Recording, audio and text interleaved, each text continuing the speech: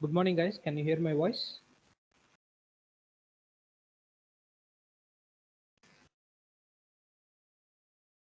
Yes, sir. Okay. So we'll just wait for 2 minutes, 2 to 3 minutes, then we'll start the class. Okay. Why only few students are there in the class, although it was time?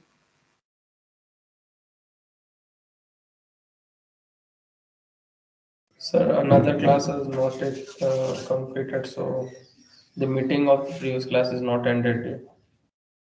Then how come you all joined?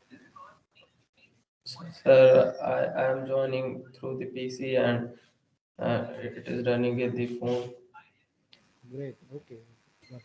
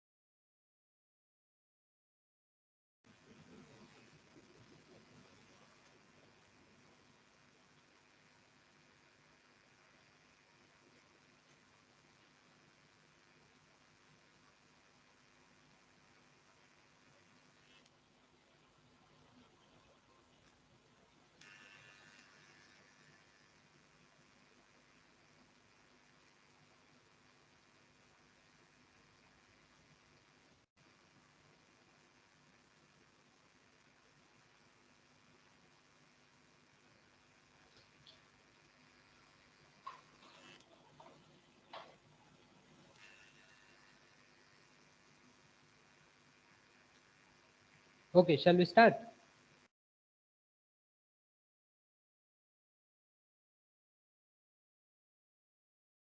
Only 7, 8 are there.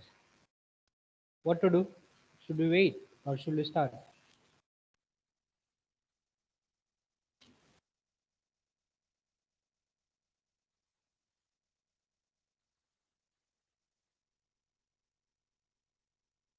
So please wait for 2 or 3 minutes. Others are joining because we had another class and sir left us. What is the class you had now? Mathematics. No, sir. Basic No, sir. electronics. Acha.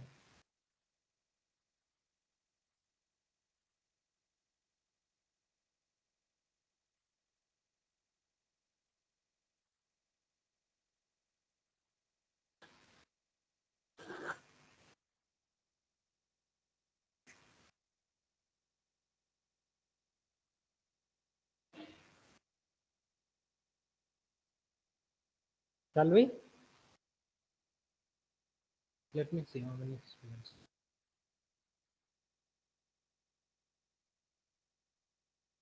42.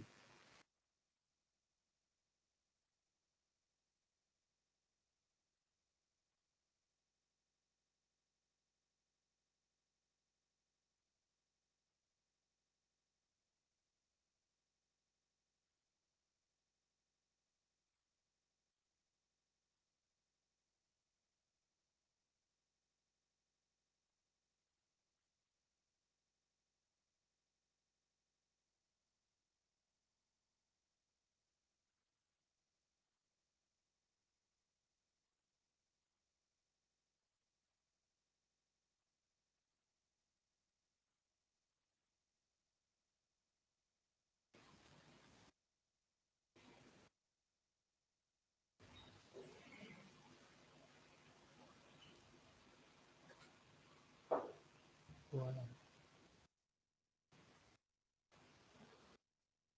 Okay, so it's more than 50 students joined.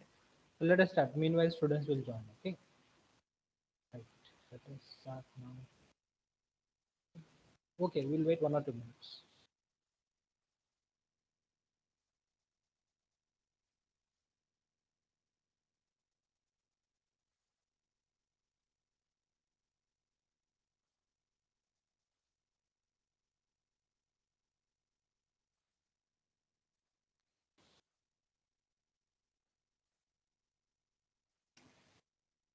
Okay, so let us now discuss the class.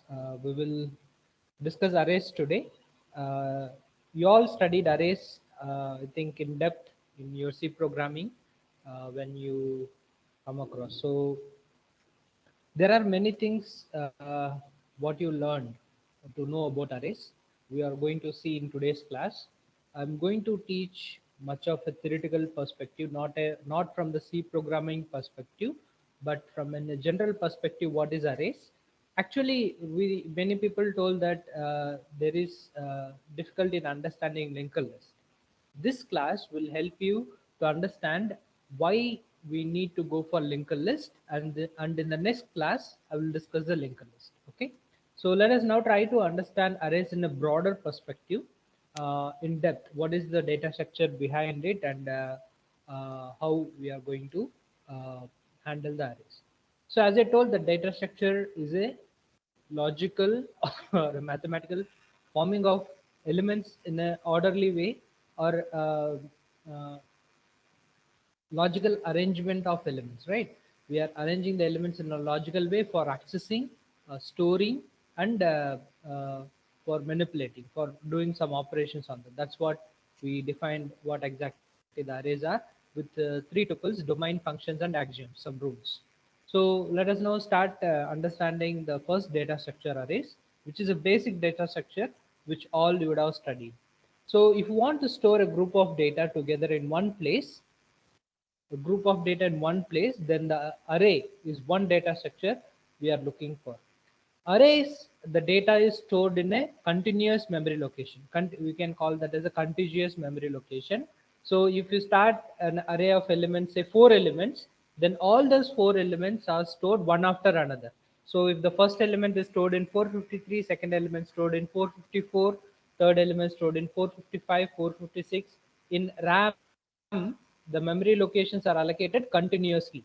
Okay, all the data are stored in a continuous memory location, and we have one dimension array, two dimension array, multi-dimension array, that all we know. Whatever, see, all the one dimensional array, two dimensional array, three dimensional array, they are logical arrays, but physically in RAM they will store sequentially only, right? How they are one dimension array, it is very too easy, it is very easy to understand that all the elements are stored one after another in a continuous memory location. But two-dimensional array, logically we see in a different view, but physically the elements are stored in a different view. Even in one-dimensional array, we have two types that I will explain in later. Maybe when you studied C programming, you would have studied only one type of one-dimensional array, but there is other type also. We will try to understand. So, and how we will define an array? Array is a finite ordered collection of homogeneous data elements, right?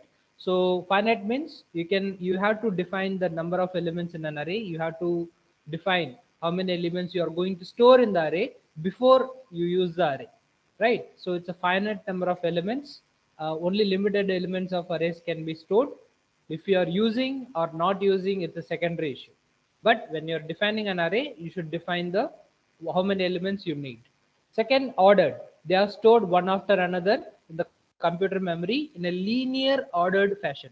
That's why we call that as an array as linear data structure, because all the elements are stored in array stored in a linear order, and they are homogeneous. Homogeneous means they are all of the same type. If you declare integer array, then all the elements will be integer. If you declare character array, then all the elements will be character.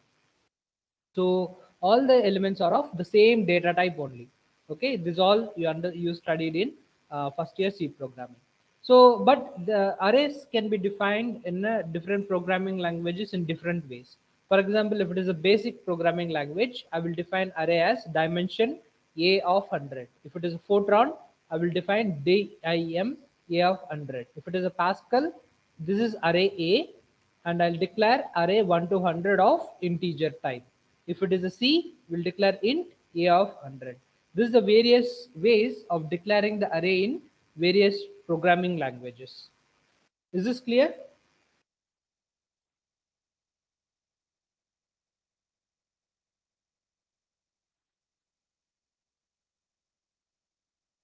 Guys, am I audible?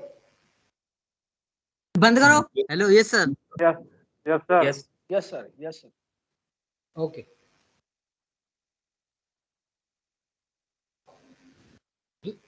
Now let us try to understand some terminologies.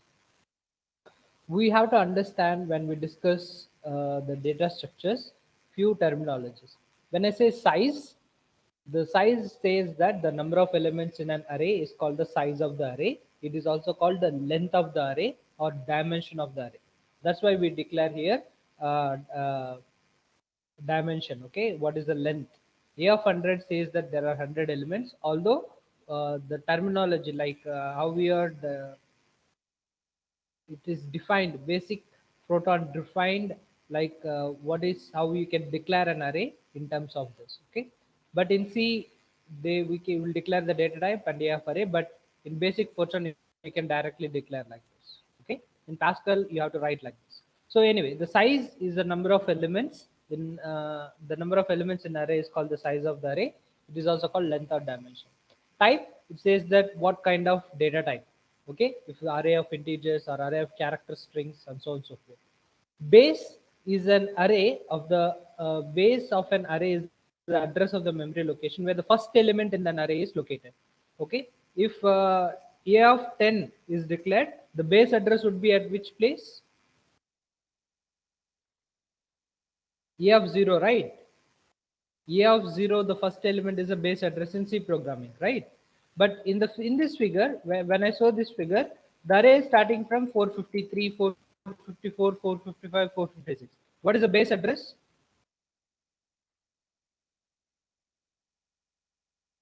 Where the first element of the array will be stored. A of 0 will be stored at which place?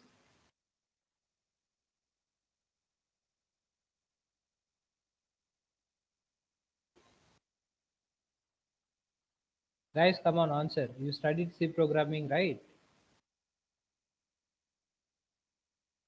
A of 0 will be stored at which place in this figure? Sir, 453. Exactly, that's the first memory location. You see this dotted lines, small dotted lines. So this is the array location which has been reserved. So the first base address, the first element will store in 453. Okay. So when I say the base of an array is the address of the memory location where the first element in the array is located. Okay. So 453 is the base address of the array in the mentioned figure. What is the index? Index of an array element can be referenced as a subscript, say A of I or A of in square bracket, yeah, in square brackets I. So this is the index says that it is an integer value. An array of elements is identified by the subscript index, which is also termed as indexed variable or subscripted variable. Okay, you all know that index. How we will say that the first element is stored in suppose 563 A of 3 you declared. Zeroth index is the first element. First index is the second element. Second index is the third element, right? In C programming, you understand that array has index is different and the elements are different. Okay. Yes, sir. So this is a subscript. Okay, subscript and A of 100. For example, when I say that A of 100 here, this is the index, like it starts from 0 to 99, right? It starts from array 0 to 99, you have 100 elements. So 0 is one index, 1 2 3 up to 99 is the index of the element. We can say that A of I or A of I. Suppose I want to see that what is A of 50th element, then you can say that A of 50 is the index, right? So we have range of indexes. Indexes of an array elements, lower bound to an upper bound, which are the boundaries of an array. Okay, for example, in Fortran, when I say dimension A of 100, the elements will start from 1 to 100. But in C, the elements, when I say int A of 100, the range will vary from 0 to 99. In Pascal, you can start from an array minus 5. Sorry, this is a mistake. Just give me 1 second.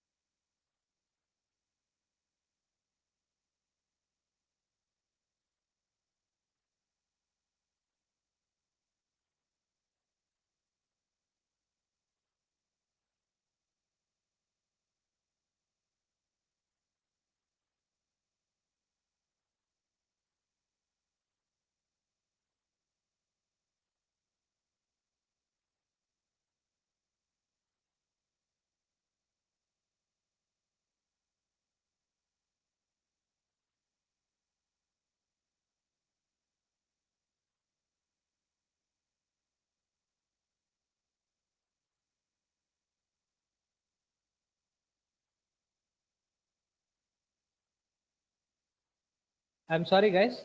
There was one call came. That's why I have to take the call. I'm sorry. So in Pascal, you can start an array from minus index to positive index. You can start even from -5 to 10. Then the range of index will be -5 to 10. Here, how many elements are there? -5 to 10, you will get 16 elements. Okay. Now, the index of an element can be calculated. A of I can be defined as lower bound L plus I minus 1. Suppose I want to access the 10th element, then the lower bound here is 1. So in Fortran, the lower bound is 1 plus I value. I want to access 10th element, 10 minus 1. So the in Fortran, the 10th element will be at the 10th position. What will be the 10th element in C programming?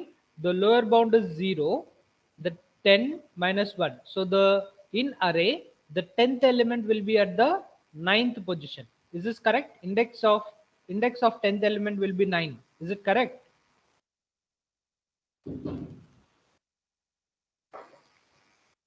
Come in. Yes, sir.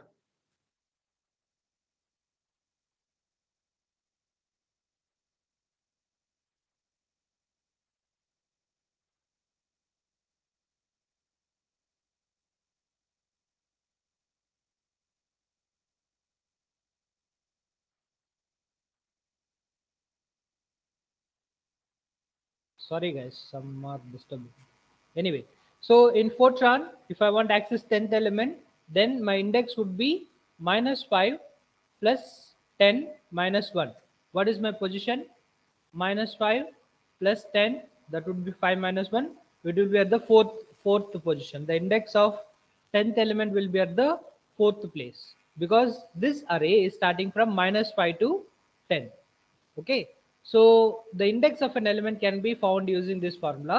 The size of element can be, what is the size of your array can be defined by upper bound minus lower bound plus 1. Okay, suppose what is the size of in Fortran, when I say a of 100 is the index is 100 minus lower bound is 1 plus 1, so the size will be 100. Here the upper bound is 99, lower bound is 0. 99 minus 0 plus 1. So the size of array will be 100. Here in Fortran, the upper bound is 10, the lower bound is 5. So 10 minus of minus 5 plus 1, 16. So the total number of elements in Pascal in this example is 16 elements. The size of array can be defined by upper bound minus lower bound plus 1. So usually we will also try to understand what is a word. Word denotes the size of an element in each memory location. Computer will store the element in the size of word. For example, the word will vary from machine to machine. In old IBM CPU, we can say that it's 1 byte. Now it is increased to 8 bytes in Intel Pentium PCs. Okay, but even beyond 8 bytes, now it is 16 bytes also. Okay, so you can explore what is the size of the word in currently. That is the size of each memory location. Okay, if the size of element is double the word size of a machine, then it is required to store an element. It requires 2 consecutive memory locations. What do you mean by that? For example, when I say that integer of an array is 2 byte, then one element will take 2 memory locations, 2 word size. Is this clear? I repeat again, please pay attention. When I say integer a of array, if my integer in my machine takes 2 bytes, then it will take 2 words. Okay, what is the size of my machine depends on that. It will take those many memory locations. If it is take 1 byte, then it will, my integer size is 2 bytes, then one element will take 2 consecutive memory locations. If my machine takes 8 bytes, then it will take one memory location, because 2 bytes will come in 1 byte, right? One element will be stored in one memory location. So that's how we will carry out the word. Okay, how many elements are stored in the array. Now let us try to understand what is one dimension array. In one dimension array, If only one index or subscript is required to reference all the elements in an array, then the array will be termed as one-dimensional array or simply an array. Okay. So how the memory allocation of an happens in an array? So let's say that the first element can be stored at m. If each element requires one word, then the location for element a of I in the array can be obtained as address of a of I can be referred as memory location plus I minus 1, right? So this is the address of an array I element. You can get that using this formula. So your element starts from, in this example, I want to access your third element. What is your memory location starting from? This is 453, right? 453 third element plus 1. 453 plus 3, what is the formula here? Minus 1. Okay, so 453 plus 3 minus 1 is 453 plus 2, 455. So the third element is stored in 455 memory location. Is it correct? Third element is stored in 455. So the address of the third element you will get using m memory location, starting memory location m plus I minus 1. Okay, plus I minus 1. Starting memory location plus I minus 1. Likewise, if you want to calculate using the lower index and upper index, then the formula would be address of A will be memory location plus I minus L into word. Indexing formula, this is called the indexing formula. Address of A of I will be m of m plus I minus L into W, will help you to calculate the logical, will help you to map the logical presentation of an array to a physical presentation. You know the base address, you want to calculate what is the ith element memory location, you will calculate using this formula. For example, this is the logical view, this is the physical view. Logical view, we can store lower bound, lower plus 1 and so on and so forth, ith element, upper minus 1 and upper element. This is the logical view, we are storing an array in sequentially. But physically in RAM, how the elements are stored, it will give an address, base address. From this element, it will store the elements one after another using this formula, memory location plus I minus lower bound into word. How many elements will take for each word? It will allocate those many memory locations between the physical and logical views. Is this make sense? What we are trying, what we are discussing, are you able to understand?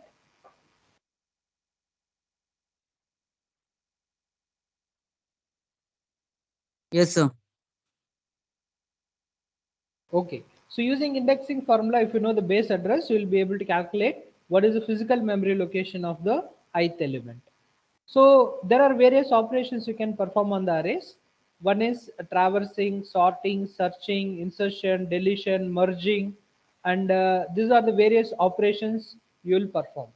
Okay, this in this way we understood how we are storing the elements in a logical view and how these elements are stored in a physical view, and how we want to access, we will discuss. I want to access the ith element, then I have to traverse, right? I have to go to that particular element, and I can have a list of elements. Then I can search whether element is there or not. I can sort the array. I can insert an element at a particular position, 0th position or nth position or ith position. I can delete an element. I can merge two arrays. All these operations you can perform. I'm going to explain the algorithm of all these operations on the arrays in the form of process. Whenever you say process is a procedure when we call an element to perform an action. For example, a process could be element to display on the screen to determine whether array is an empty or not. A process can manipulate some special operations like count the special element of an interest or updating each element and so on and so forth. The process is a procedure. Okay, you simply understand a process is a procedure. Now let us try to understand the traversing operation. What is meant by traversing operation? This operation used to visit all the elements in an array. I want to see that what are the elements in an array. The simple algorithm for traversing is my input will be an array of A elements and output is according to the process. So process is what I am trying to say, that whether to find whether this process output I explained here is a procedure when we called for an element can perform an action. For example, this process where I visiting every element, I want to see that to print all the elements. I want to display all the elements. Okay, this is one operation. Or I want to see that when I'm visiting, there are no elements in an array. It's an empty or not. Okay, just if there is no element, then it will print empty. If there is one element, then it will say that array is not empty. Or any other operations you want to perform, that is the output which I'm expecting. Depends on your expectation. What is the output you want? What is the data structure? I'm using array from lower bound to upper bound. This is my data structure. So what are the steps involved? I will start from a lower bound. I will start from a lower bound, then from I, then I will go to upper bound. From I, lower bound to upper bound, I less than or equal to upper bound. I will call the process A of I. Whether I want to print that element, let us say for this example, process is printing the element. You want to print that element, then you can increment I is equal to I plus 1, it will increment. Then again, it will go to while loop. It will keep running the loop until it reaches the upper bound. Once this upper bound is reached, it will break the while loop, it will stop. Okay, so this is the lower bound and upper bound. Is an L and U are the upper bound of an array of the index. So start from the first location, that is lower bound, move to the next location by incrementing, and you keep repeating this. That's how you traverse one element after another element. You keep traversing, and if you want to print or you want to see that array is empty or not, you verify up to your wish. Does this make sense?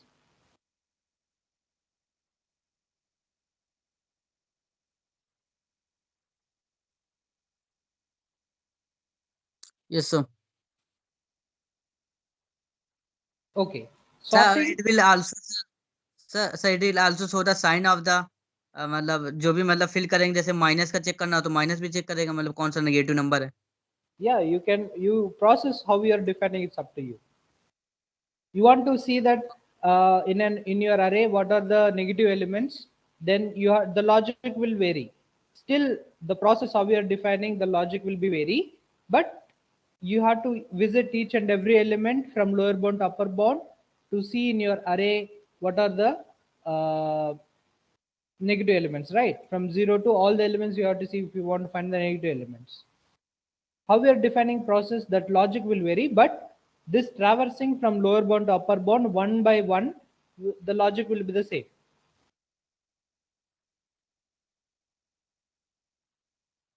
Clear? Yes, sir. So likewise, sorting will help you to keep your array in ascending order or a descending order in a specific order, right? So you will store the elements in an integer array. The algorithm will help you to store the elements in an array in an ascending order. So what is your input? Your algorithm name is sort array. Your input is array with an integer data. Output is a sorted elements in an orderly way, whichever order you want, either ascending or descending. The data structure again you will use an integer array. See you here, integer array. In previous example, I declared just array. This array visiting elements could be strings, characters, or any other data type. But here I'm exclusively taking an integer array. If you want to sort the character array, you define character array. Okay. So the array is lower bound to upper bound. Again, you can see that the comments are written in slashes, right? So L to U. Tell me what is the complexity of this traversing? What is the complexity? Time complexity it will take?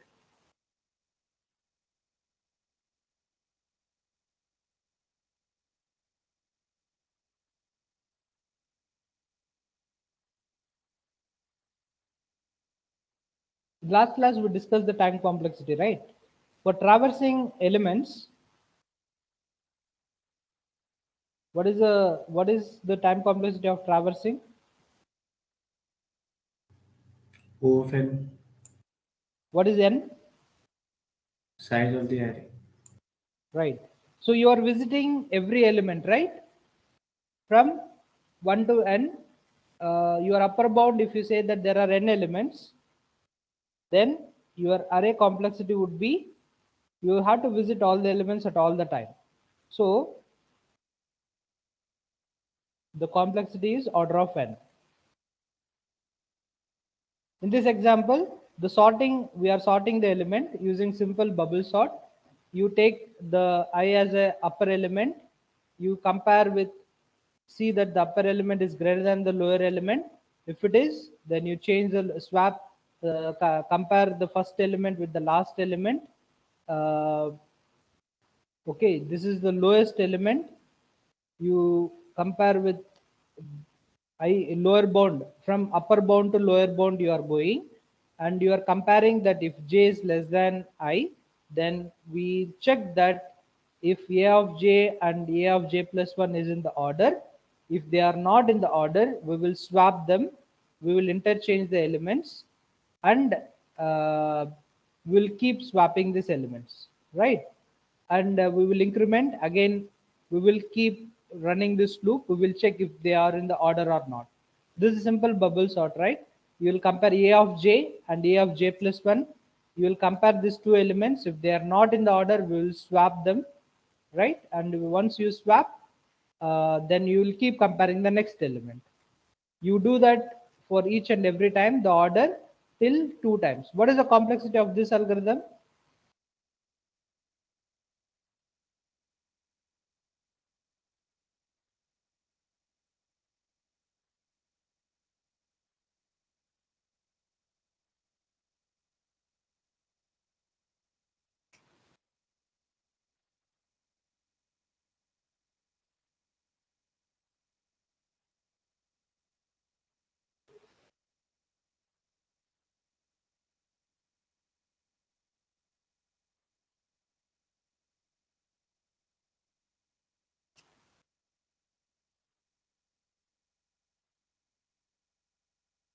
See, here I is upper bound.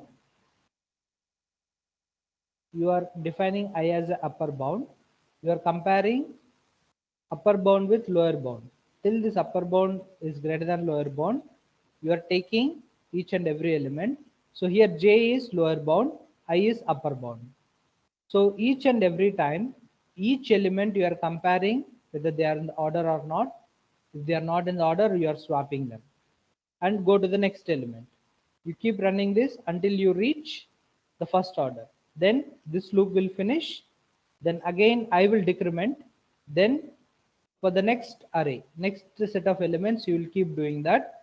So you have, for one, to keep one element, to find the maximum element, you are taking n times. For n times, you are doing for each and every element in an array. So it will take approximately order of n square. Okay, so the complexity of this algorithm would be order of n square. Okay, you can calculate and verify this later. So see, here the order is a procedure. This is the example which we would like to see. We will compare this a of j and a of j plus 1. If they are not in the order, we will swap them. We will swap these two elements so that a of j plus 1 will go to a of j, right? Interchange the elements. You know how to swap the elements. So that's how we will calculate.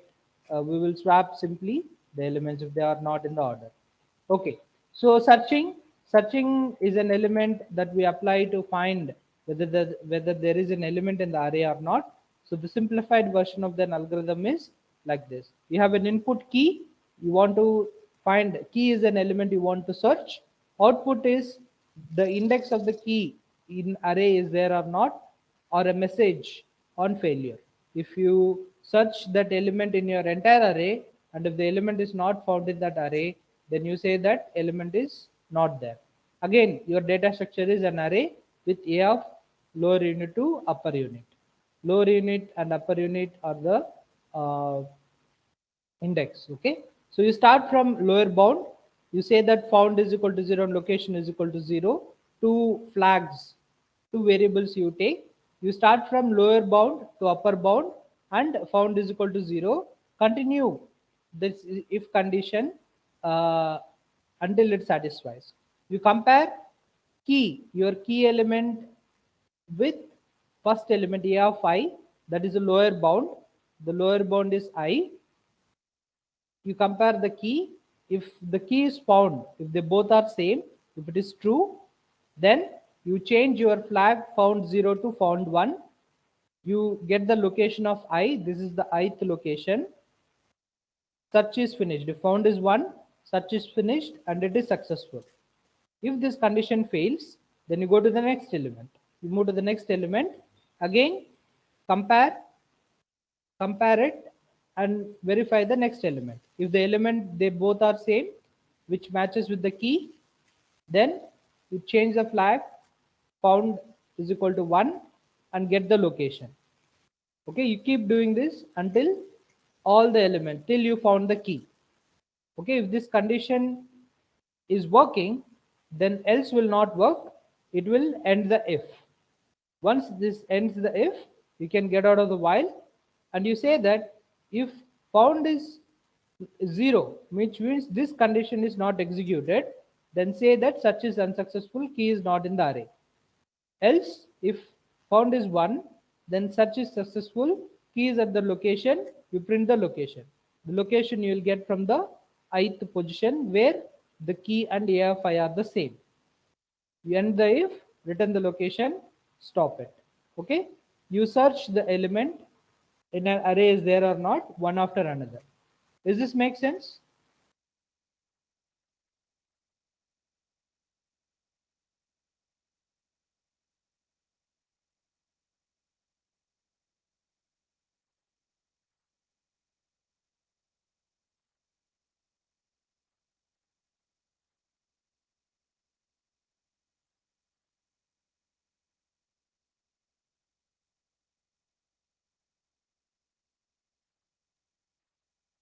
Guys, is it making sense?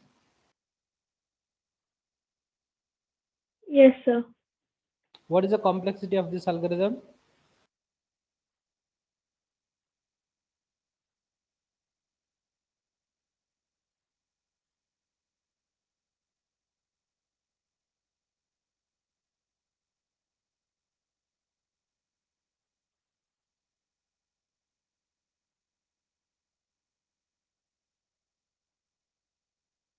How many times you have to search the worst case?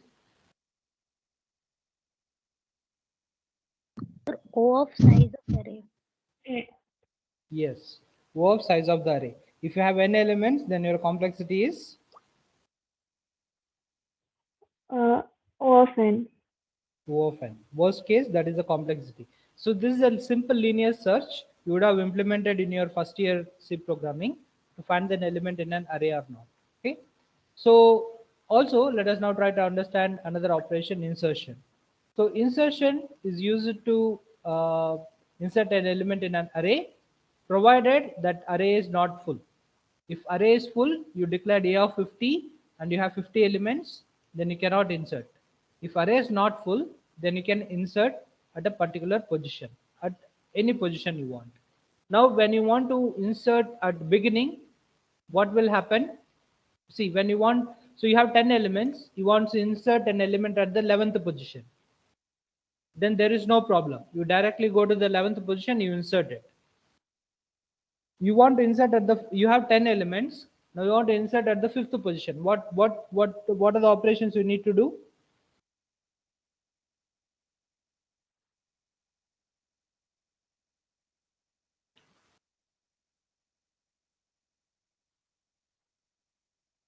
If you want to insert already, you assume that you have already 10 elements and you want to insert another element at the 5th position, then the elements from 5th position, you have to shift them to the next positions first. Once you shift the elements, then only you'll be able to insert the element at the 5th position. Okay, does this make sense? If you insert at the 5th position, then it will overwrite the element. You don't want to overwrite, you want to add one element, you want to insert one element in between. Then the right half, wherever you're inserting, after that elements need to shift from that place to next places. Then Once those places are shifted, so you have to push one stroke down. If you want to insert an element here, you have to put this element here, this element here, this element here, and so on and so forth. Your array of index will be increased by one element, right? Okay, you have to put one more, make a room for new element to be inserted. For that, you have to copy these elements or shift the elements, then you insert at a particular place. If you want to insert at the first position, then you have to shift all the elements down, then you insert at the first position.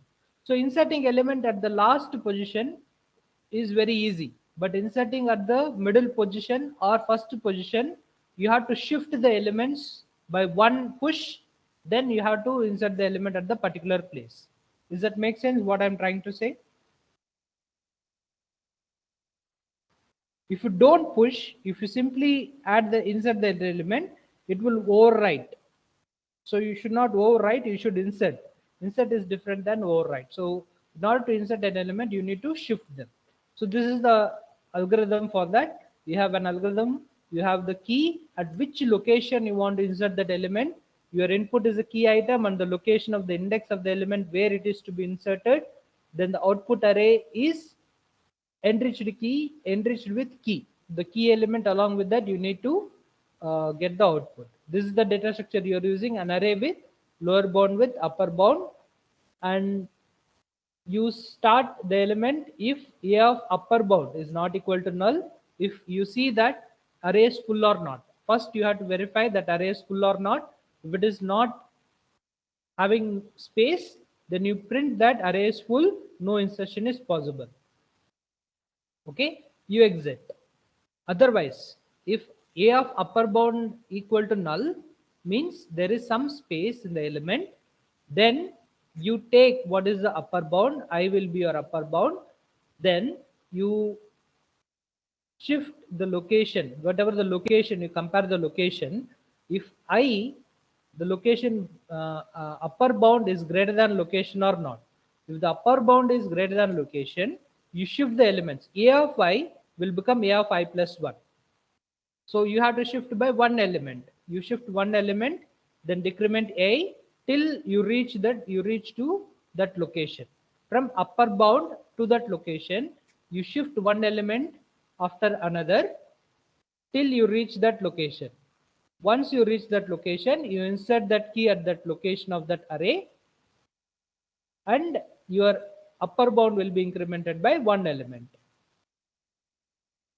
Okay, so put the element at the desired location. You shifted here all the elements. You reach to that particular location. After that location, you insert the key, increment your upper bound. Okay, so this is the algorithm that we need to carry out for inserting the element. Does this make sense?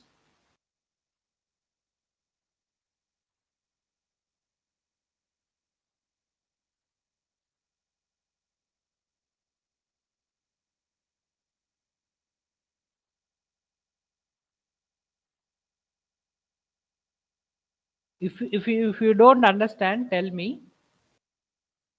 I'll explain it again.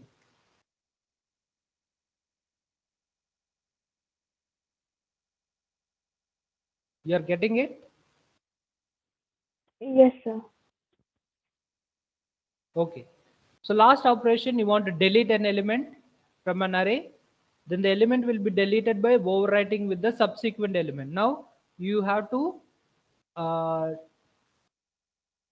instead of extending one element, you have to decrement one element, overwriting one after the another, right? So the operation when you are deleting a particular element from the array, which means that overwriting it with subsequent element which is to be deleted. In other words, push the tail, push this, suppose this is the element you want to overwrite, then you overwrite this element with this element, this element with this element, and so on and so forth. So for that, you need to be very careful. You have to do it from this position to this position. See, if you overwrite from last, what will happen? If you overwrite this element, you will lose this element. You don't know which element you will be have to overwrite. So when you are overwriting, please be careful. you have to overwrite first whichever the element you want to overwrite. From that position you want to overwrite the up position, I mean before position. Then you do that from here to end. Push up each element after the victim by one position. Then your index will be decreased by your your upper bound will be decreased by one place. Okay, so in other words, push the tail. You have to push the tail in order to be deleted by one element by one stroke up. Okay, so this is the algorithm. The same element, which element you want to delete, this is the key. Output will be slimmed array without the key, because you are deleting that element from the array. Your data structure is an array with a of lower bound to upper bound. So first you search an array which is the key, the element to be deleted is there or not. You want to first search. How you are going to search? This is the search algorithm you will use. Search array. You will apply this search array first. If the array and the element is not in the array, then you say that if it is false. If it is true, it will return 1. If it is false, because the search array will return what it will return if the element is found? It will return 1, right? If it is 0, if found is 0, then the element is unsuccessful. So this algorithm will return 0 if the key element is not there.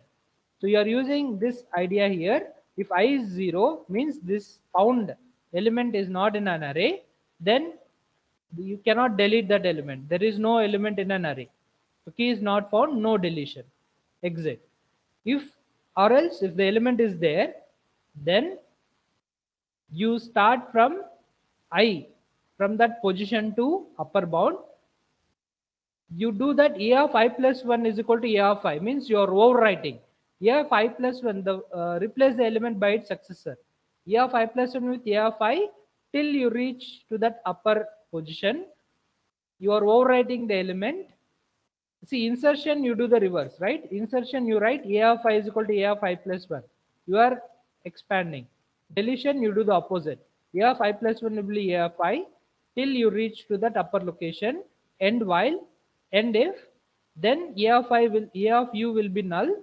You decrement the upper bound by one value. You just decrement the upper bound by one value. Stop it. Okay. This is how the operation you carry out on the deletion of an array. Does this make sense?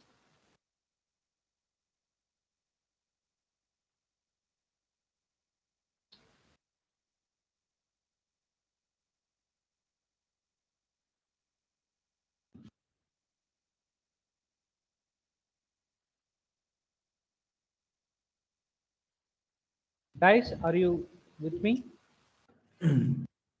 Yes. Yes, sir. Okay. Now, how many slides we have more? We have only 5 minutes. Two-dimensional array I'll discuss on Thursday. We'll stop here. Two-dimensional array I'll discuss on Thursday. If you have any doubts in today's class, ask me. In today's class, if you have any doubts.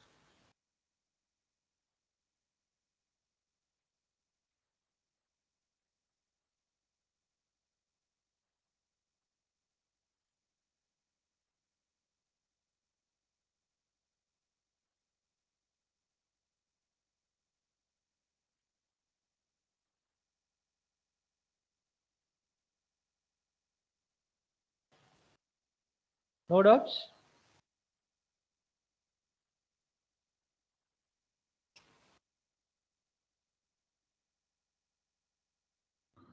Okay, if no doubts, then I will upload the slide. Please verify whether you'll be able to see the slides or not. If I guess you did the experiments on arrays, maybe these operations they included or not, I will verify that. If not, then you can take this as a challenge. You can do that. So today we are able to discuss only one-dimensional array. So on Thursday, I will try to discuss two dimensions array. Then we will try to understand once two dimension and multi dimensions array. Then it will be easy for you to understand why we need a linked list.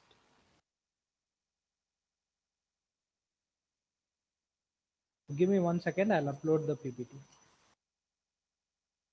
So today we discussed one-dimension array, arrays part 1.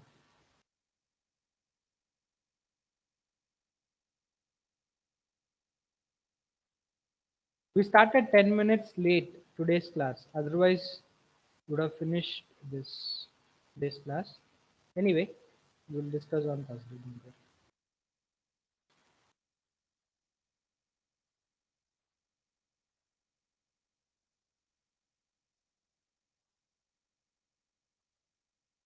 You can try to implement this approaches, algorithms in your C programming if you haven't done it so far.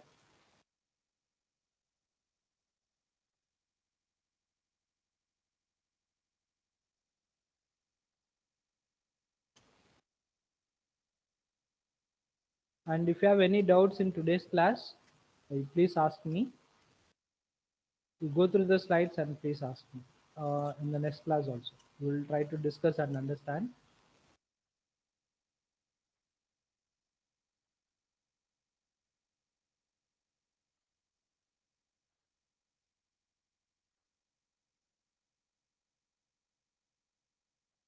Okay, uploaded the slide. You can verify whether you're able to see the slides or not.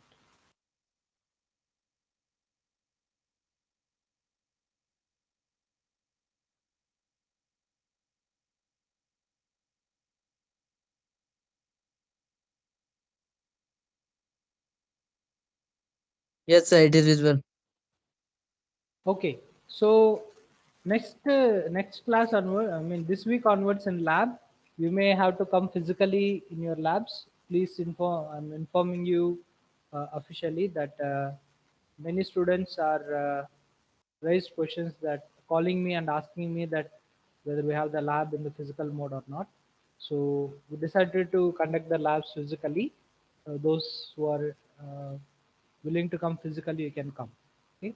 So your labs will be opening at the College Computer Center, the second floor and third floor. You can verify that.